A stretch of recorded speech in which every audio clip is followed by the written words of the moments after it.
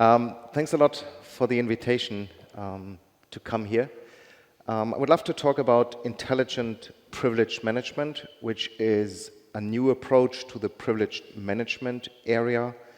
And in order to give you a short overview about BeyoundTrust, we have a few thousand customers around the world. We have half of the Fortune 100. We are one of the fastest growing companies in the PAM market. And we are present in the PAM market since 30 years, so we know a little bit about what we are talking if we talk about privilege management. I would love to give you tell you about the differences between normal privilege account management and intelligent privileged account management. We think it's important. I'm going to define the name of privileged management in an intelligent way.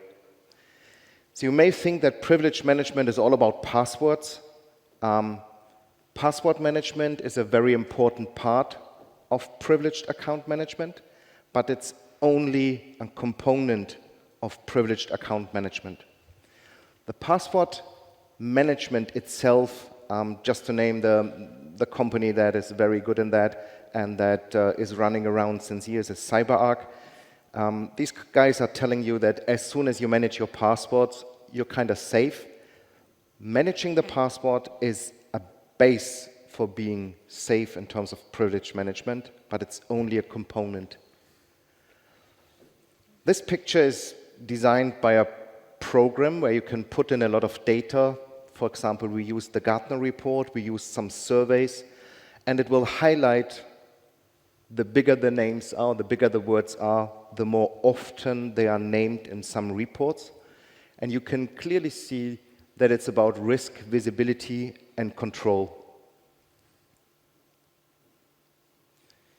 So everything, and this is the result of my 1,000 meetings with customer. The bigger the company are, the more they look for visibility and control. And we, in Germany, I own customers and I work with them like BMW, ZF, Bosch, all these big accounts. They know what they're doing. The problem is they have so many devices that they can't really, they don't sometimes know the exact number of devices that have. So visibility and control, if we can help them, they love our products. You know that guy? Yes? That guy is our best example for everything that I'm going to talk to you. Edward Snowden collected the passwords of 20 around co-workers when he worked for the NSA as a contractor. So he was able to have 20 passwords of different accounts, and he was able to collect all the data. He was able to collect all the data because they just shared them. They gave him the password is always valid, he can copy the data, he published the data, and for us, this guy is the best example of why you should take care of privileges of users in your company. At the same time, you have to be aware of external attackers, come from nation-state, crime rings, hacktivists. Just to give you a few examples, it's the eBay breach.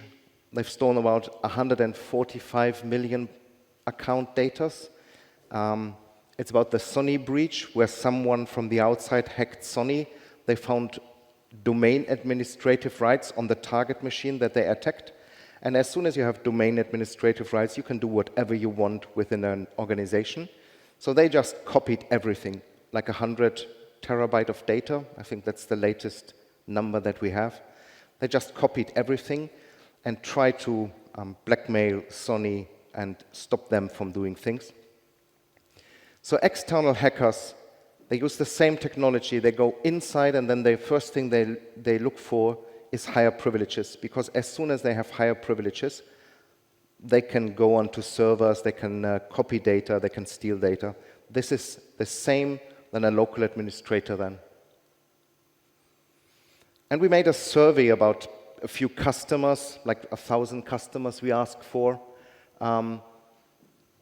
if they think that their local users have the rights to work, or if they have the rights that Microsoft gave them because they need to be administrator, they need to be a local administrator. And for example, on the top right, you can see that most of the customers think that the employees gonna search for data just out of curiosity. For example, if you create a folder, it's like management payroll, and you have access to that, you're gonna click on it. This is very clear. And most of them, they don't have a control in place to really see what's going on. If you speak about privilege management, you know that you have an administrator, but you can't see any risky behavior. It's an administrator, he can access the server anytime he wants, because he has the right to do that. What we are looking for is to separate and to give you a visibility about what is he doing, what time is he doing that, and is it suspicious behavior or not. Some good examples out of Germany. Unfortunately, again, Germany is used for bad results or bad experience. Vodafone, I'm a customer of Vodafone. Who else has Vodafone as a mobile provider? So the local administrator that is in charge of some servers at Vodafone just copied 2 years ago the entire customer database of Vodafone. So they have stolen like a few million accounts.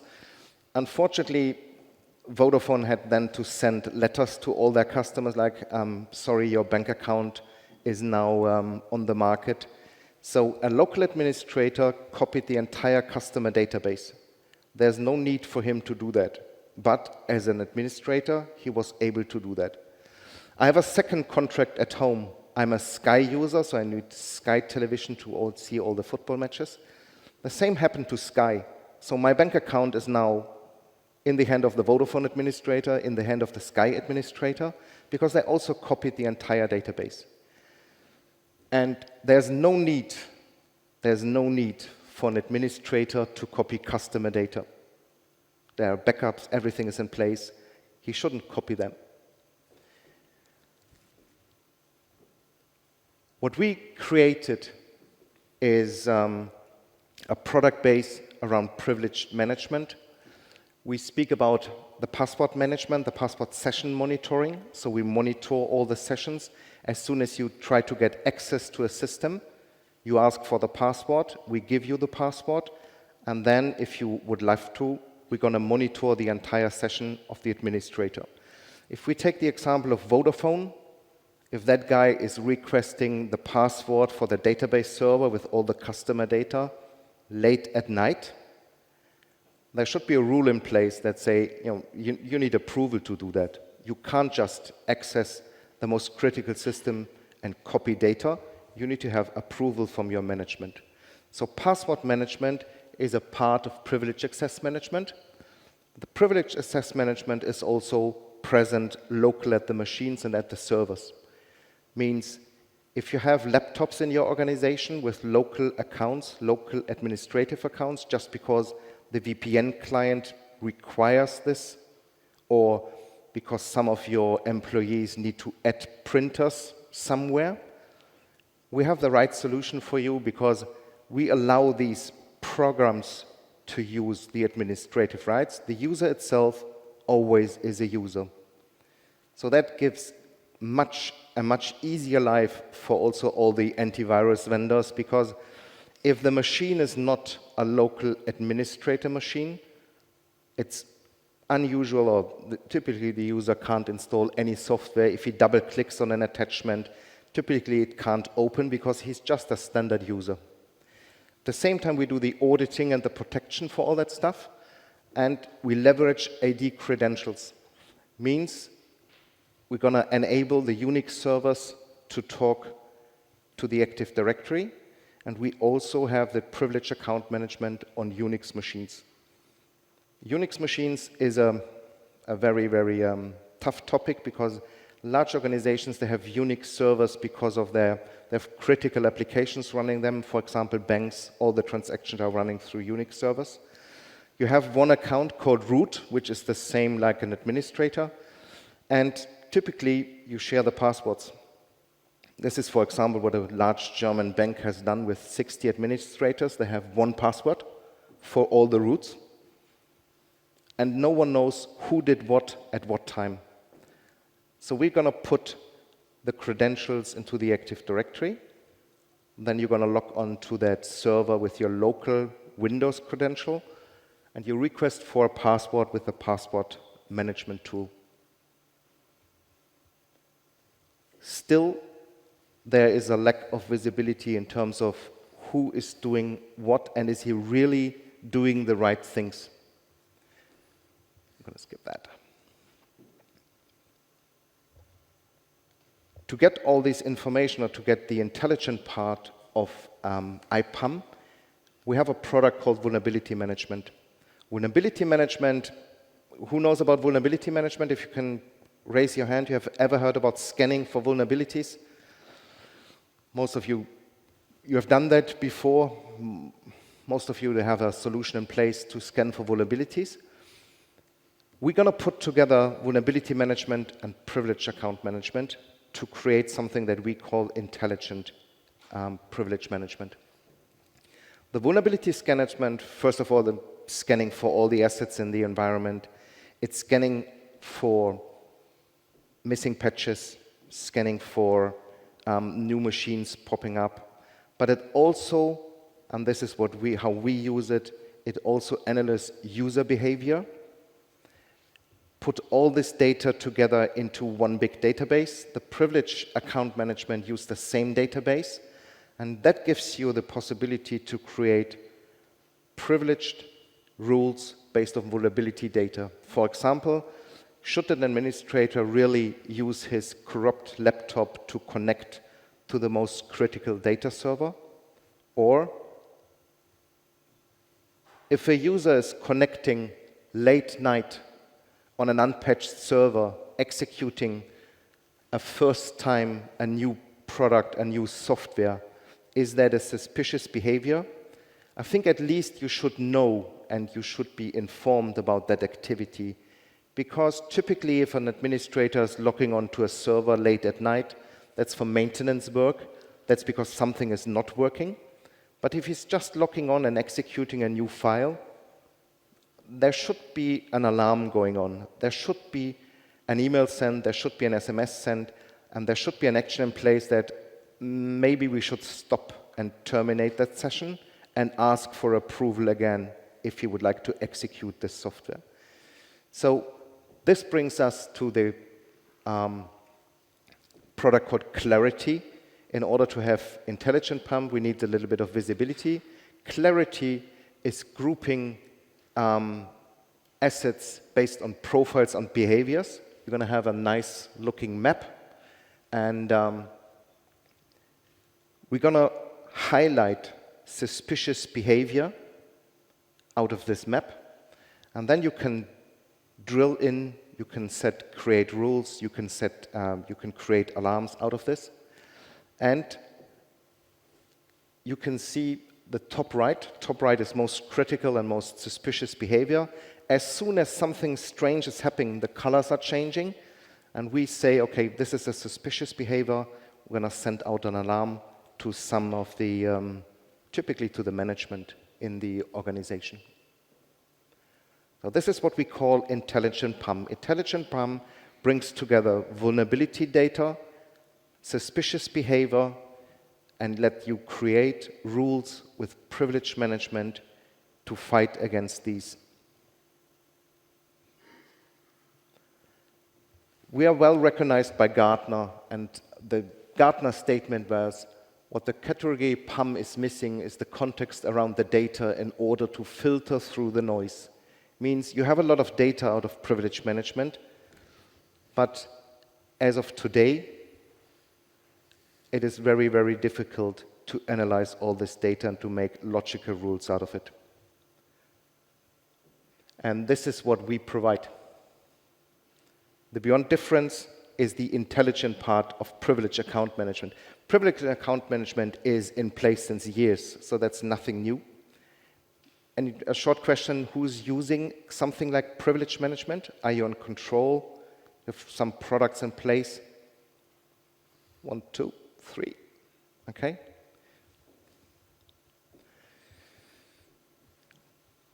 The benefit of BeyoundTrust is that we put all these into one database called BeyondInsight. And out of BeyondInsight gives you the ability to control multiple products, one data, one console, and there all these products fit logical together. So you can create rules like don't access the server after business hour. You need access, you need additional approval to access the server after business hour. You only connect to your laptop. You're only allowed to connect the laptop to a critical service when you're in the company.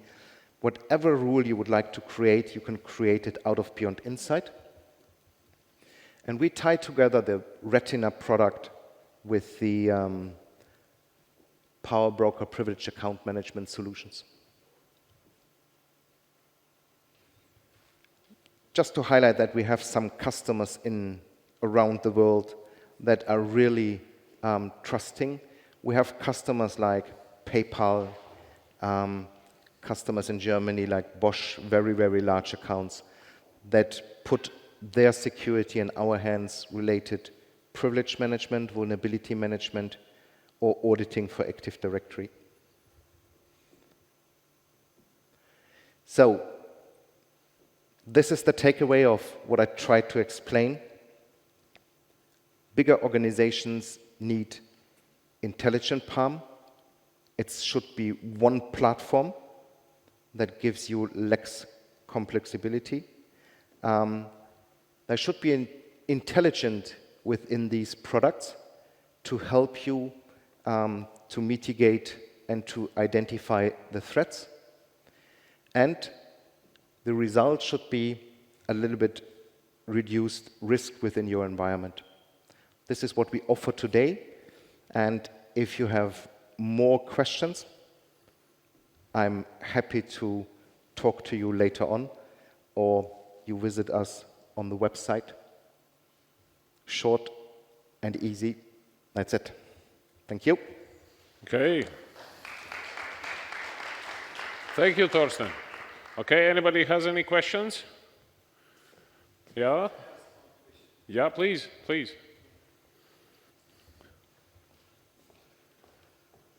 Hello. Let's compare two incidents, two occasions. In one occasion, it is me. I am on a business trip in another time zone, and I starting to perform some new activities connected with my new task, connected with this business trip. And of course, it will trigger a lot of security alerts. And another incident. If some criminal knows well about all that verifications, all these checks, and tries log in to normal time, tries not to execute some suspicious command, tries to mask his activities. For instance, he doesn't log, doesn't print all the database, but create a script that does it, launches that script, so tries to mask. Do you think that this, in what extent such privilege access management could be efficient? In what extent? And what is percentage of real cases it can help? Okay. So you have 3 questions. Yeah, I try to summary. So the first question, I think, is you travel with your laptop? I travel to my laptop. Yeah. I travel to another time zone. Yeah. So I go to hotel and I am logging from that hotel from another city, and I'm in another time zone and I'm in another city. Okay. Yeah. So the first thing is he's away. Second thing is somebody knows that company is using your software, behaves normally. Yeah. And the third one is how extensible it is. Okay. So if you're traveling between different time zones, and if you work here, you work there, you log on from different network connections, maybe you're going to have a red flag or you'll have like a suspicious behavior. But there's just one part of it, because the administrator then going to see it's your laptop, it's you are traveling a lot. There shouldn't be an action in place. They can, but they shouldn't. I don't travel a lot, but if I travel, I just once got in another continent. Yeah, it's going to flag your activity as unnormal behavior, but you can still work. There's no action in place because they can see it's your laptop. The rule is based on logical behavior, and there's still someone that should check it. You don't have to apply automatically rules. You can, but you don't have to. So if you're traveling around logging in, you can work as usual. There shouldn't be any problem. Because we have large organizations using that, and this is not a problem. That's normal work behavior.